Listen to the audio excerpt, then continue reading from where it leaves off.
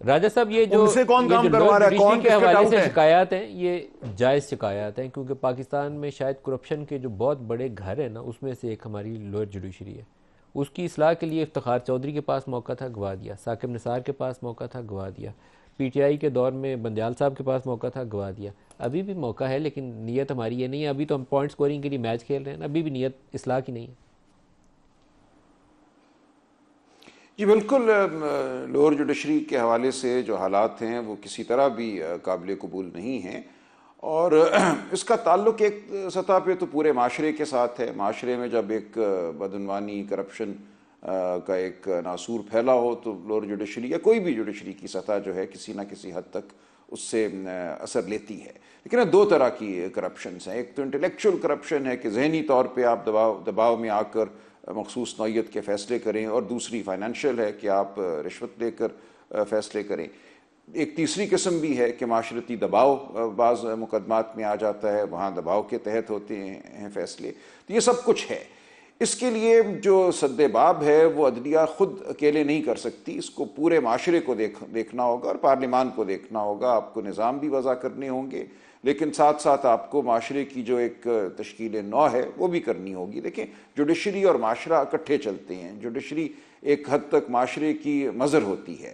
جب معاشرہ آپ کا ڈوبا ہوا ہے تو وہیں سے ججوں نے آنا ہے نا، وہ کہیں باہر سے تو نہیں آتے۔ اس لیے ایک لمبا پروسیس ہے، لیکن اس کے لیے آپ ٹھیک کہہ رہے ہیں، ہمیں جد و جہد کرنے کی ضرورت ہے۔ کم از کم تاخیر کو تو ہم ختم کریں نا، جو بھی فیصلہ ہوتا ہے وہ جلدی ہو تاکہ آگے اپیل میں آئے، ہائی کورٹ میں آئے، سپریم کورٹ میں آئے، اس کی تصحیح کا کوئی امکان تو ہو۔ لیکن اگر 20 سال فیصلہ ہی نہیں ہونا تو اس کی تصحیح بھی 20 سال نہیں ہو سکتی۔ تو انتہائی یہ تشویشناک صورتحال ہے، اس حد تک تو میں بالکل اتفاق راجہ کروں صاحب گا، لیکن اور ہم سب ہماری لوگ کسی نہ سپریم کورٹ کسی کے اندر سطح بھی پہ اس حالات کے عجیب و ڈسے غریب ہوئے ہیں، ہیں، بڑے ماتوب رہے بڑے ہیں، پتلے طلال حالات صاحب ہیں۔ بھی رہے ہیں، آپ باوڈا صاحب بھی رہے ہیں، اور میں ایئر روز مارشل اس کو اسغر سہتا خان ہوں۔ کیس میں آپ وکیل تھے، اور آپ نے وہ کیس سال ہر سال کی کوشش کے بعد اس کیس کو جیتا۔ اس کے بعد 1 انچ کی اس کے اوپر پیش رفت نہیں ہوئی، کسی حکومت نے کی، پی ٹی آئی نے بھی نہیں کی، پیپلز پارٹی نے نہیں کی، نون لیگ نے بھی کی، ابھی بھی نہیں کی، ابھی ہوگی بھی نہیں، کوئی امکان نہیں ہے کہ ہو جائے۔ ابھی ججز وہی شکایت دہرا رہے ہیں۔ آئی جی آئی کی بھی شکایت یہی تھی نا اس وقت، جنرل اسد درانی اور جنرل بیگ کے اوپر کے پیسے بانٹے گئے۔ ابھی بھی ملتی جلتی پولیٹیکل انٹرفیئرنس کی شکایت ہوں گی، ججز پہ دباؤ کی شکایت ہوں گی۔ بھٹو کیس کی بھی یہی شکایت ہے، شوکت صدیقی کی بھی یہی شکایت ہے، قاضی فائز عیسیٰ کے اپنے معاملے کی یہی شکایت ہے۔ رزلٹ نہیں نکلے گا، کیوں؟ وجہ کیا ہے اس کی؟ ناکامی کیوں ہے؟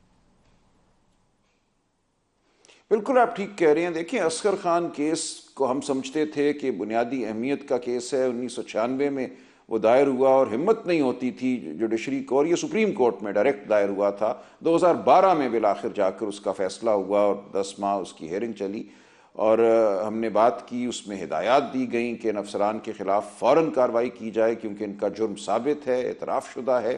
لیکن آپ ٹھیک کہتے ہیں، کچھ نہیں ہوا۔ تو اس لیے میں پوچھتا ہوں، جب باوڈا صاحب ہمارے دوست ہیں یا طلال صاحب کہتے ہیں کہ ججوں کو خود کچھ کرنا چاہیے، تو جج خود کیا کریں؟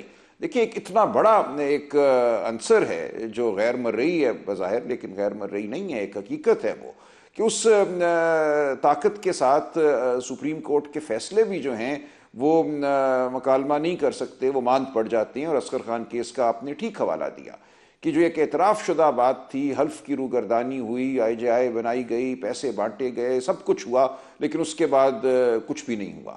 تو یہ بات تو ہے۔ اب اس طاقت کو ہم نے کیسے جو ہے کسی نظام کے تحت کرنا ہے، کسی رابطے کے تحت کرنا ہے، ضابطے کے تحت کرنا ہے، تو وہ تو ہمیں ایک سیاسی جدوجہد کرنا ہوگی۔